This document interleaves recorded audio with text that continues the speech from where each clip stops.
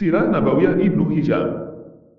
Bab 3001. Kelahiran Rasulullah Shallallahu Alaihi Wasallam dan kehidupannya menjadi Nabi dan Rasul. Ibnu Ishaq berkata, Rasulullah Shallallahu Alaihi Wasallam lahir pada hari Senin, tanggal 12 Rabiul Awwal, tahun Gajah. Ibnu Ishaq berkata, Al-Muttalib bin Abdullah bin Qais bin Mahramah berkata kepadaku dari ayahnya, dari kakeknya yang berkata, aku dan Rasulullah Shallallahu Alaihi Wasallam lahir pada tahun Gajah. Kami lahir di tahun yang sama. Ibnu Ishaq berkata, Syalib bin Ibrahim bin Abdurrahman bin Auf berkata kepadaku dari Yahya bin Abdullah bin Sa'ad bin Surah Al-Anjari yang berkata bahwa beberapa orang dari kaumku berkata kepadaku dari Hasan bin Sabit yang berkata, demi Allah, aku saat itu seorang anak yang kuat, berusia 7 atau 8 tahun. Saat itu, aku mendengar seorang Yahudi berteriak dengan suara sangat keras di atas menara di Yatsrib, wahai orang-orang Yahudi. Manakala orang-orang Yahudi telah berkumpul di sekitarnya, mereka berkata kepadanya, celakalah engkau, ada apa gerangan denganmu? Ia berkata, malam ini, telah terbit bintang Ahmad yang ia lahir dengannya. Muhammad bin Ishaq berkata, aku bertanya kepada Said bin Abdurrahman bin Hasan bin Sabit, berapa usia Hasan bin Sabit ketika Rasulullah tiba di Madinah? Ia menjawab, 60 tahun. Sedang usia Rasulullah Shallallahu Alaihi Wasallam saat tiba di Madinah adalah 53 tahun. Artinya, Hasan mendengar apa yang ia dengar saat dia berusia 7 tahun. Ibnu Ishaq berkata, setelah melahirkan Rasulullah Shallallahu Alaihi Wasallam, ibundanya mengutus seseorang menemui kakeknya, Abdul Muttalib, dengan sebuah pesan bahwa sesungguhnya telah lahir bayi untukmu. Oleh karena itu, datanglah dan lihatlah bayi itu. Abdul Muttalib segera melihat Rasulullah Shallallahu Alaihi Wasallam. Aminah menuturkan kepada mertuanya, Abdul Muttalib, apa yang ia lihat saat ia mengandung Rasulullah Shallallahu Alaihi Wasallam, apa yang dikatakan kepadanya tentang anaknya, dan perintah untuk menamakan anaknya tersebut dengan satu nama. Ada yang mengatakan bahwa Abdul Muttalib mengambil Rasulullah Shallallahu Alaihi Wasallam dari ibundanya lalu dia membawanya ke Ka'bah.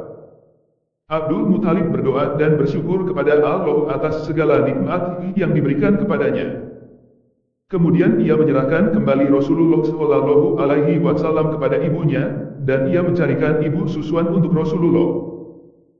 Ibnu Hisham berkata, Al-Maradi, tentang susuan, disebutkan dalam kitab Allah saat mengisahkan kisah Musa, sebagaimana disebutkan dalam firman-Nya, dan kami cegah Musa dari menyusu kepada perempuan-perempuan yang mau menyusuinya, sebelum itu. Quran Surah Al-Qasas 12. Ibnu Ishaq berkata, maka Rasulullah Shallallahu Alaihi Wasallam disusui seorang wanita dari Bani Sa'ad bin Bakar yang bernama Halimah binti Abu Zuhair. Abu Zuhair adalah Abdullah bin Al-Harits bin Sidnah bin Jabir bin Rizam bin Nasirah bin Fusayyah bin Nasr bin Sa'ad bin Bakar bin Hawazin bin Mansur bin Ikrimah bin Hashafah bin Qais bin Ailan. Nama ayah susuan Rasulullah Shallallahu Alaihi Wasallam adalah Al-Harits bin Abdul Uzza bin Rifa'ah bin Malan bin Nasirah bin Fusayyah bin Nasr bin Sa'ad bin Bakar bin Hawazin. Ibnu Hisham berkata, ada yang berpendapat bahwa Hilal adalah anak Nasirah. Ibnu Ishaq berkata, saudara-saudara sesusuan Rasulullah Shallallahu Alaihi Wasallam adalah Abdullah bin Al-Harits, Unaisah binti Al-Harits, Hidzamah binti Al-Harits yang nama aslinya adalah Asisaimah. Hidzamah tidak dikenal di tengah kaumnya kecuali dengan nama Asisaimah. Ibu mereka adalah Halimah binti Abu Zuhair, ibunda Rasulullah Shallallahu Alaihi Wasallam. Ada pula yang mengatakan bahwa Asisaimah ikut mengasuh Rasulullah Shallallahu Alaihi Wasallam bersama ibunya ketika beliau hidup bersama mereka. Ibnu Ishaq berkata, Lam, bekas pelayan Al-Harits bin Hatib Al-Jumahi berkata kepadaku dari Abdullah bin Ja'far bin Abu Thalib, atau dari seseorang yang mengutarakan kepadanya bahwa Halimah binti Abu Zuhair As-Sadiyah, ibunda Rasulullah Shallallahu Alaihi Wasallam yang menyusui beliau, bercerita bahwa ia bersama suaminya keluar dari negerinya sambil membawa seorang anak kecil yang sedang disusuinya bersama dengan wanita-wanita Bani Sa'ad bin Bakar guna mencari anak-anak untuk disusui. Halimah As-Sadiah bertutur bahwa tahun itu adalah tahun kering dan tidak menyisakan apapun dari makanan kami. Lalu kami berangkat dengan menunggang keledai yang berwarna putih dan seekor unta tua yang tidak lagi menghasilkan susu setetes pun. Kami semua tidak bisa memejamkan mata di malam hari karena tangisan anak-anak kecil yang ikut bersama kami.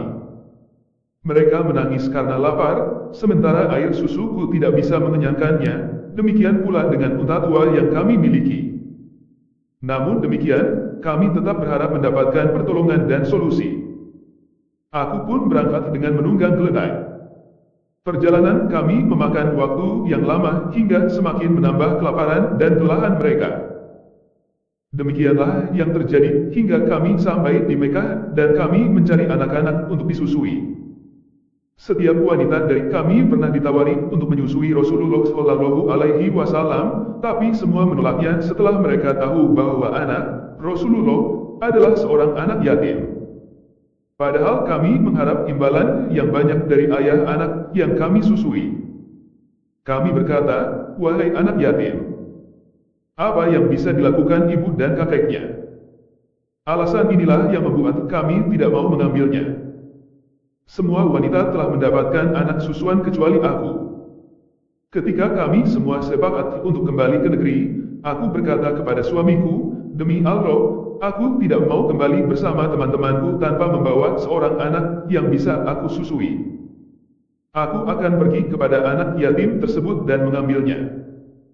Suamiku berkata, rasanya tidak salah jika engkau melakukannya. Semoga Allah memberkahi kita melalui anak yatim itu.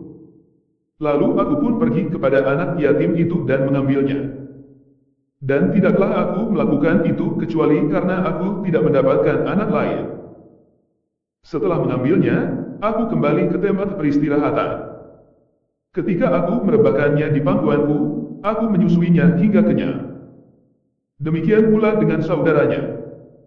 Setelah menyusu, keduanya tertidur, satu hal yang sebelumnya tidak bisa kami nikmati.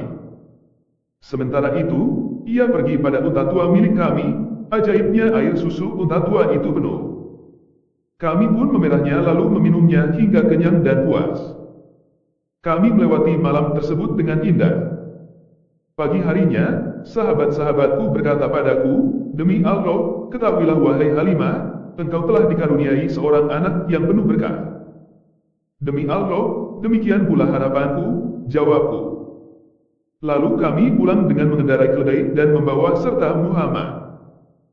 Demi Allah, aku mampu meninggalkan rombonganku dan tidak ada satupun dari keledai mereka yang mampu menyusulku hingga membuat wanita-wanita tersebut heran dan berkata kepadaku, celakalah engkau, wahai putri Abu Zuhair, tunggu dan berjalanlah pelan-pelan. Bukankah keledai ini adalah keledai yang engkau bawa dari negerimu? Benar, demi Allah, dia juga. Jawabku. Mereka berkata, demi Allah, keledai ini terasa sangat berbeda dengan keledai-keledai yang lain.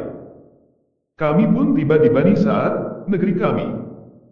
Sepanjang yang saya tahu, tidak ada bumi Allah yang jauh lebih tandus dan kering dari negeri Bani Sa'ad. Ketika tiba di negeriku membawa Muhammad, kambingku datang padaku dalam keadaan kenyang dan susu penuh. Kami memerah dan meminumnya, pada saat yang sama orang-orang lain tidak dapat memerah susu setetes pun dan tidak mendapatkannya pada kambing mereka. Begitulah, hingga kaumku berkata kepada para penggembala, celakalah kalian, gembalakanlah kambing-kambing kalian itu di tempat penggembalaan kambing anak perempuan Abu Zuhair. Di senja hari, kambing-kambing mereka kembali dalam keadaan lapar dan tidak mengeluarkan susu setetes pun, sementara di saat yang sama kambingku pulang dalam keadaan kenyang dan air susu melimpah. Kami terus mendapatkan kucuran nikmat dan kebaikan dari Allah hingga berlangsung selama 2 tahun. Ketika Muhammad telah berusia 2 tahun, aku menyapinya dan ia tumbuh menjadi anak muda yang berbeda dengan anak-anak muda pada umumnya. Belum genap 2 tahun usianya, ia telah menjadi anak yang kokoh dan kuat. Halimah As-Sadiah berkata, lalu kami membawa Muhammad kembali kepada ibunya, padahal kami lebih suka jika ia tinggal bersama kami karena keberkahan yang ada padanya.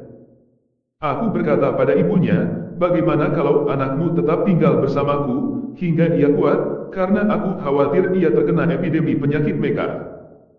Kami berdiam di Mekah hingga ibunya menyerahkan dia kembali kepada kami.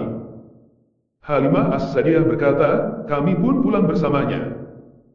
Demi Allah, sebulan setelah kedatangan kami, bersama saudaranya ia menggembala kambing di belakang rumah, tiba-tiba saudaranya datang kepada kami dengan berlari. Saudaranya berkata kepadaku dan kepada ayahnya, saudaraku dari Quraisy diambil 2 orang yang berpakaian serba putih, lalu keduanya membaringkannya, membelah perutnya, lalu mengaduk-aduk isi perutnya. Aku dan ayahnya segera keluar untuk mencarinya. Kami mendapatinya berdiri dengan muka pucat pasi. Kami memeluknya dengan erat. Kami bertanya padanya, apa yang terjadi denganmu, wahai anakku? Dia menjawab, 2 orang berpakaian serba putih datang kepadaku, lalu mereka membaringkanku, membelah perutku, dan mencari sesuatu yang tidak aku ketahui dalam perutku. Lalu kami pulang ke rumah.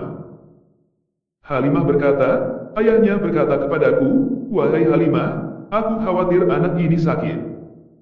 Oleh karena itu, antarkanlah kembali kepada keluarganya sebelum sakitnya tampak dan semakin parah. Halimah As-Sa'diyah berkata, kemudian kami membawa Muhammad dan menyerahkannya kembali pada ibunya. Dengan heran, Aminah bertanya, kenapa engkau mengantarkannya kembali kepadaku, wahai ibu Suswan? Bukankah sebelumnya engkau sendiri yang meminta agar ia tinggal bersamamu? Aku menjawab, benar apa yang aku katakan.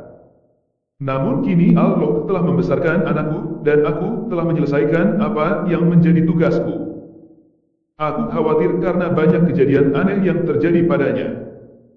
Jadi kini aku kembalikan ia padamu sebagaimana yang engkau kehendaki. Ibunya berkata, ada apa denganmu? Katakanlah sejujurnya. Ibunya tidak membiarkanku pergi begitu saja, aku harus bercerita tentang apa yang terjadi pada anaknya kepadanya. Ibunya berkata, adakah engkau takut setan mengganggu dirinya? Aku menjawab, benar.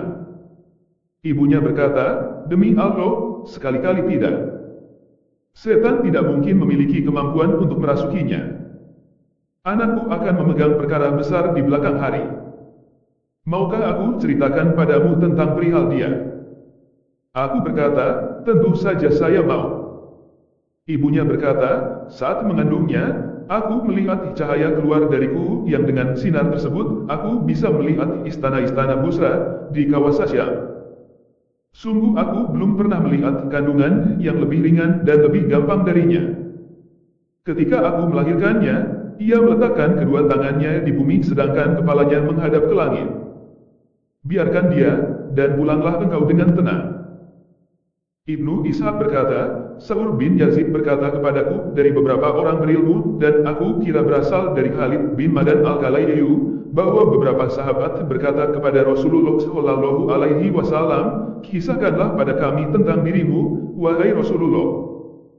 Rasulullah Shallallahu Alaihi Wasallam bersabda, baiklah, aku adalah berkat doa ayahku Ibrahim dan berita gembira saudaraku Isa bin Maryam.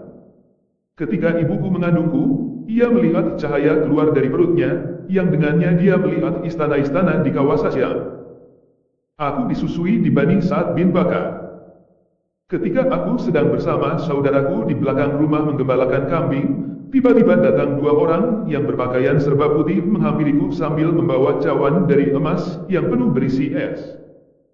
Mereka mengambilku lalu membelah perutku, lalu mengeluarkan hatiku, membelahnya, mengeluarkan gumpalan hitam dari hatiku, lalu mereka melemparnya. Setelah itu, mereka berdua mencuci hati dan perutku dengan es yang telah dibersihkan. Salah seorang dari keduanya berkata kepada sahabatnya, timbanglah dia dengan 10 orang dari umatnya. Dia menimbangku dengan 10 orang umatku, namun ternyata aku lebih berat daripada mereka.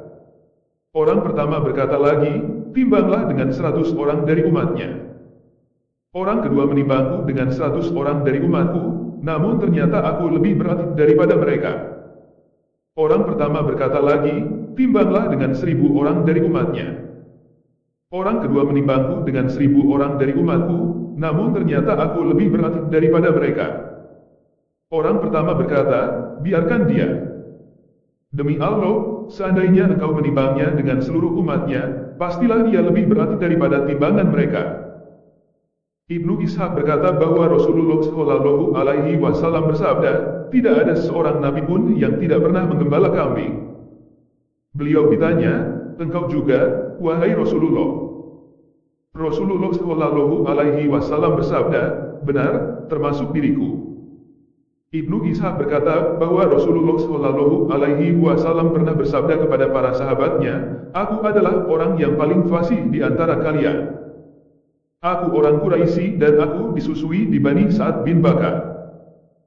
Ibnu Ishaq berkata, banyak orang menyebutkan, dan Allah Maha lebih tahu, ketika ibunda Rasulullah Shallallahu Alaihi Wasallam, Halimah As-Sadiyah, membawanya ke Mekah, Rasulullah tiba-tiba lenyap di tengah orang banyak tatkala akan dikembalikan kepada keluarganya.